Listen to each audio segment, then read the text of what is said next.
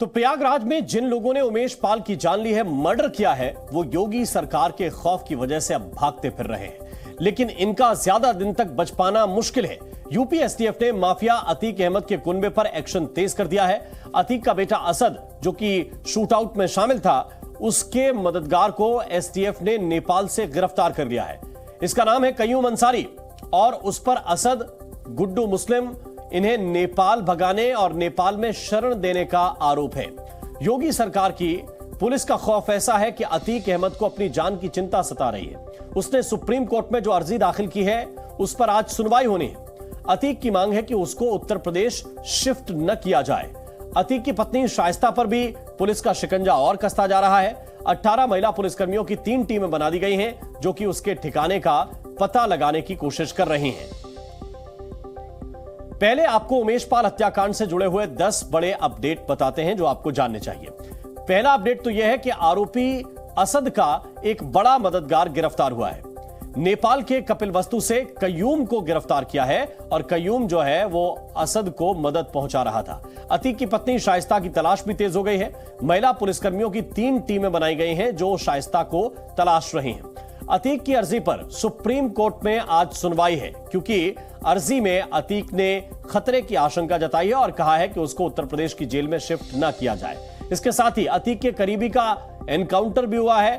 50,000 के इनामी बदमाश को इस एनकाउंटर के दरमियान गोली लगी है, बाद में उसे गिरफ्तार कर लिया गया। उधर फतेहपुर में अतीक के करीबी पर बुलडोजर चला है, उसकी जमीन पर बुलडोजर चला है। अवैध जमीन पर मकान बना लिया था और अवैध तरीके से बने इस निर्माण को बुलडोजर से ध्वस्त कर दिया गया है।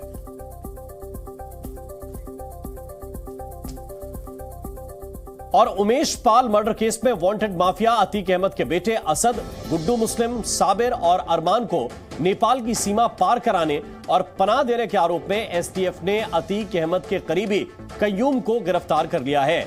नेपाल के कपिलवस्तु जिले के चंद्रौटा से एसटीएफ ने कयूम को पकड़ लिया और उसे अब भारत ले आया गया है। एसटीएफ को कयूम से पूछताछ में कई अहम सुराग हासिल हुए हैं। ये कयूम अंसारी वो शख्स है जिसने असद, गुड्डू और साबिर को बॉर्डर पार कराया था, नेपाल की सीमा पार कराई थी और नेपाल में पनाह भी दी थी। उमेश पाल मर्डर केस में वांटेड माफिया अतीक अहमद के बेटे असद, गुड्डू मुस्लिम, साबिर, अरमान को नेपाल की सीमा पार कराने और पनाह देने के आरोप में एसटीएफ ने अतीक अहमद के करीबी कयूम को गिरफ्तार किया है। नेपाल के कपिलवस्तु जिले के चंद्रौटा से एसटीएफ ने कयूम को पकड़ा है और उसे भारत लाया गया है। वहीं दूसरी तरफ बांदा पुलिस ने अतीक के करीबी और 50,000 के इनामी बदमाश वाहिद को एक एनकाउंटर में गिरफ्तार कर लिया है। एनकाउंटर के दौरान वाहिद के पैर में गोली लगी है। माफिया अतीक अहमद की पत्नी शाइस्ता परवीन की तलाश तेज कर दी गई है। इसके लिए यूपी पुलिस की महिला पुलिसकर्मियों की 3 विशेष टीमें बनाई गई हैं। इन 3 टीम में 18 महिला पुलिसकर्मी शामिल हैं, जो कि प्रयागराज के साथ उन जगहों पर नजर रखे हुए हैं जहां शाइस्ता के छिपे होने की आशंका है। गाड़ी पलटने की आशंका से परेशान गुजरात की साबरमती जेल में बंद अतीक अहमद ने अपनी सुरक्षा को लेकर सुप्रीम कोर्ट में अर्जी लगाई है, जिस पर आज सुनवाई होगी। तो जिनके नाम से लोग डरते थे, अब वो अपनी जान की सुरक्षा के लिए खुद डर रहे हैं और आज देश की अलग अलग अदालतों में उमेश पाल और अतीक अहमद से जुड़ी 3 अलग अलग अर्जियों पर सुनवाई होनी है। पहला तो सुप्रीम कोर्ट में आज अतीक अहमद की अर्जी पर सुनवाई है, जिसमें उसने अपनी जान का खतरा बताते हुए मांग की है कि उसे उत्तर प्रदेश न लाया जाए। प्रयागराज की अदालत में आज अतीक अहमद की पत्नी शाइस्ता की उस अर्जी पर सुनवाई होनी है, जिसमें उसने अपने 2 नाबालिग बेटों को छोड़ने की मांग की है। शाइस्ता का आरोप है कि पुलिस ने उसके दोनों बेटों को जबरन हिरासत में रखा हुआ है। और वहीं 2006 के उमेश पाल अपहरण केस की आज प्रयागराज के एमपी एमएलए कोर्ट में सुनवाई है, जिसमें सरकारी वकील अपना पक्ष कोर्ट में रखेंगे। जिस उमेश पाल की हत्या फरवरी में हुई, उसका 2006 में अपहरण किया गया था, उसे किडनैप किया गया था और आरोप अतीक अहमद के गुर्गों पर ही था कि उन्होंने ही उमेश पाल को किडनैप किया। इसी मामले को लेकर गवाही थी उस दिन जिस दिन मर्डर उमेश पाल का कर दिया गया।